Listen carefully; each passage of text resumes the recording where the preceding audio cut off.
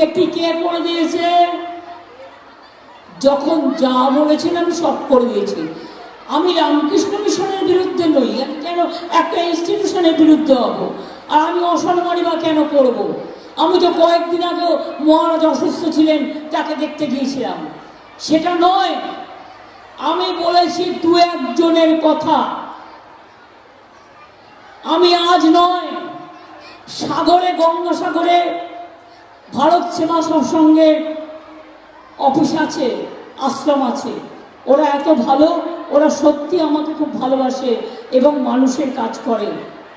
আমি একটি লোকের নাম করে বলেছিলাম, তার নাম কার্তিক মহারাজ।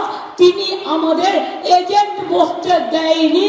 তৃণমূল কংগ্রেসের ভোটের দুদিন আগে মুর্শিদাবাদে যে দাঙ্গাটা করিয়েছিলেন তার হোতা ছিলেন উনি। আমি সেই জন্য বলেছিলাম এবং বলে যাব।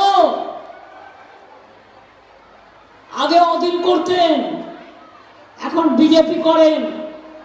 মুর্শিদাবাদে মনে রাখবেন, যে জায়গাটায় রেজিনগরে ইলেকশনের দুদিন আগে দাঙ্গা করেছিল সেইখানটায় ওনার আশ্রম, উনি আশ্রম চালান, আমার কোনো আপত্তি নেই। কিন্তু রিয়েলি আমি যখন জিজ্ঞেস করলাম ওখানে তৃণমূলের এজেন্ট নেই কেন, বললো কার্তিক মহারাজ বলেছে তৃণমূলের এজেন্টকে আমরা বসতে দেবো না। ওখানে কিছু লোককে খেপিয়েছে যারা ছানার ব্যবসায়ী, ছানা তৈরি করে বিক্রি করে। খবর আমিও রাখি, খবর আমিও রাখি। এলাকায় এলাকায় গিয়ে ধর্মের নামে আপনি বিজেপি করে বেড়ান। আমি বলছি আপনি করুন, কিন্তু বিজেপির চিহ্নটা বুকে লাগিয়ে রেখে করুন, লুকিয়ে লুকিয়ে কেন?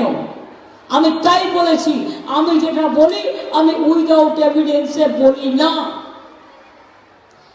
আমাদের রাজ্য বাংলা, আর তৃণমূল কংগ্রেসের এজেন্ট বসবে না, আর বসতে দেওয়া হবে না। ভোটের দুদিন আগে দাঙ্গা করিয়ে দেবে, তাদের আমি ছেড়ে দেবো? আপনারা কি মনে করেন দাঙ্গা করলে ছেড়ে দেওয়া উচিত? মন্দির ভাঙলে ছেড়ে দেওয়া উচিত না? মসজিদ ভাঙলে ছেড়ে দেওয়া উচিত না? জাহের থান ভাঙলে ছেড়ে দেওয়া উচিত না? বাজি ধান ভাঙলে ছেড়ে দেওয়া উচিত?